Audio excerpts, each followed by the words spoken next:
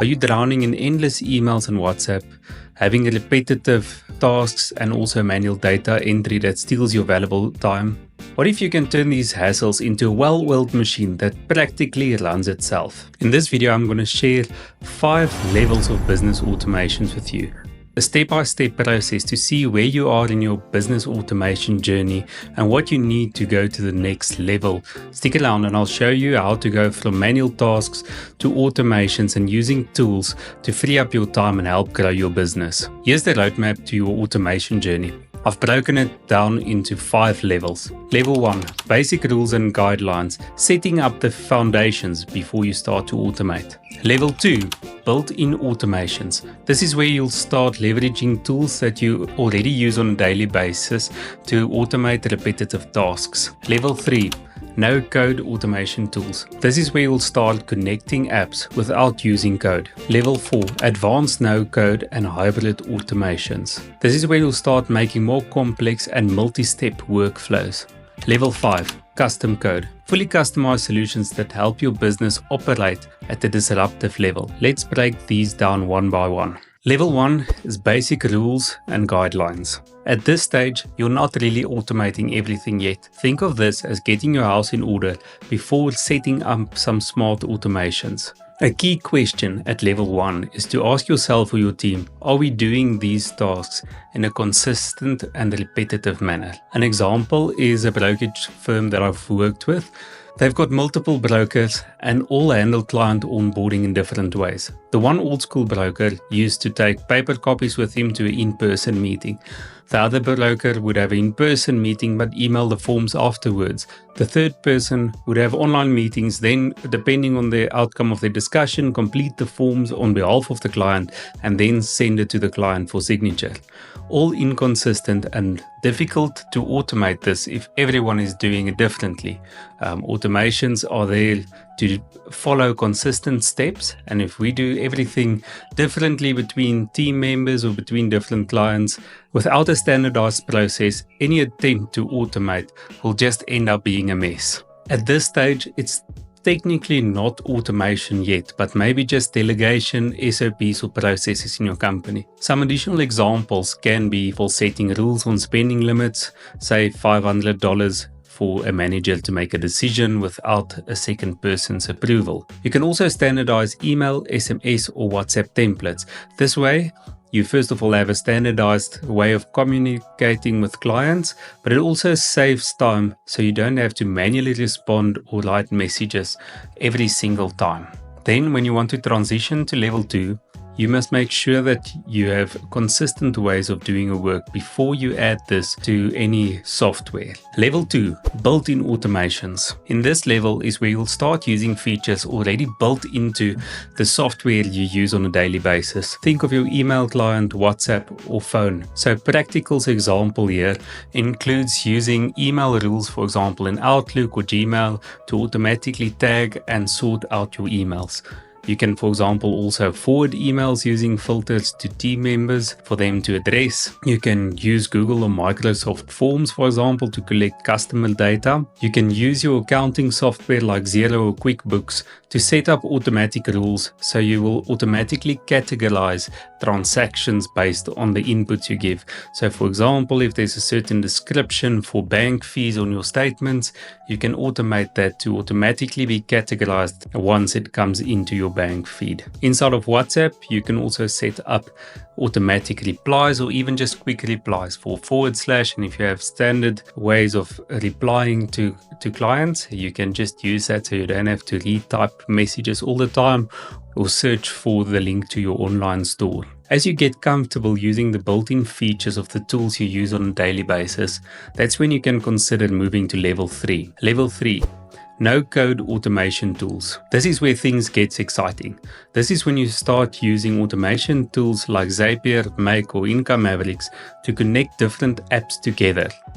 No code required. Example of how you can string multiple tools together is when a client fills in a form on your website, you can automatically capture the result of that form. You can notify your team via WhatsApp or email that there's a new client that needs to be contacted. The data can be uploaded to your CRM like Mavericks. You can add the data to a spreadsheet if you'd like. You can send an automated email to the client notifying that you've received the request. The use case that I've also found helpful is when a new email arrives in my Gmail, I can send the body of that email to ChatGPT. It can go through the email and create a draft response for me. It saves this draft response in my drafts. It doesn't send it necessarily, but I've got a starting point for the response to the email without having to type everything. So once a day, you can go into your draft section, review the drafts, maybe make some edits, and just send it off, saving you quite a bit of time each day. Transitioning from level 3 to level 4 is just starting to use the more advanced features of level 3. Level 4, advanced no-code and hybrid automations. In this level is where automations will start being more dynamic. You'll start using APIs, webhooks, maybe custom code.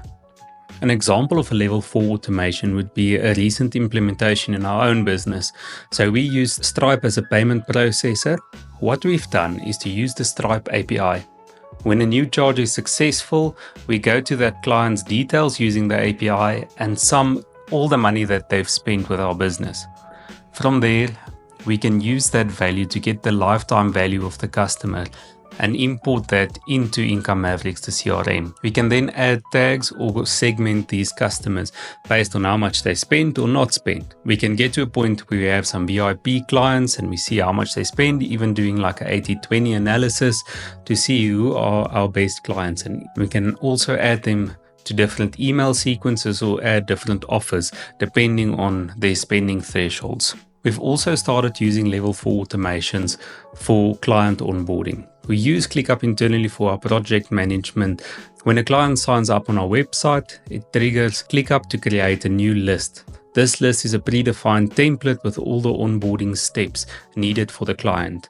As these steps get completed, we can send that back to the CRM just to notify the client where we are in the process, just keeping them happy. With level 4 automations, your business can become smart and highly efficient. But what if you push the boundaries a bit more? That's how you get to level 5. Level 5, custom code and AI-driven automations. In level 5, automation isn't just a tool, but a competitive edge. This is where you'll start creating custom software, custom integrations, and could potentially become core to your business.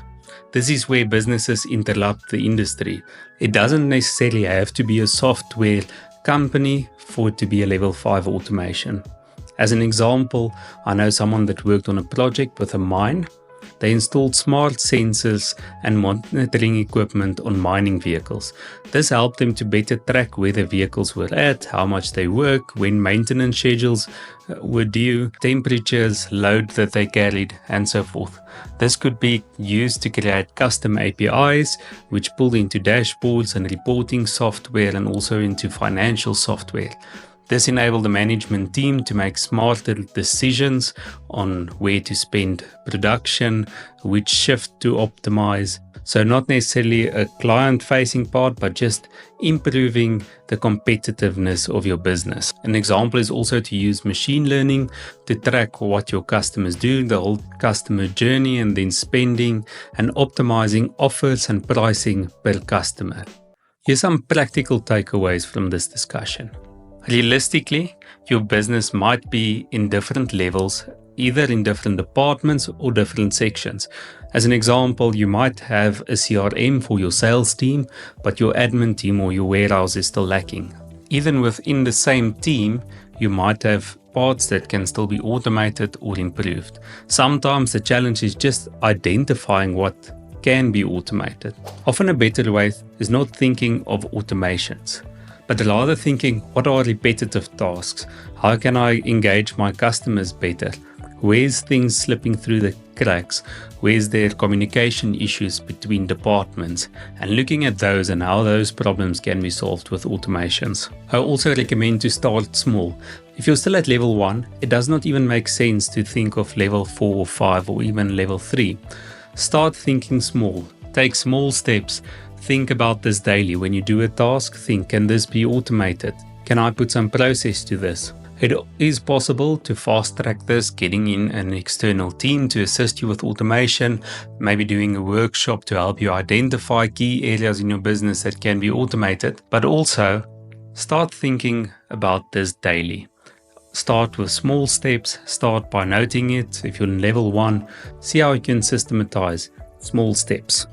The key here is progress over perfection. Start small, implement it, test it, see how it saves time.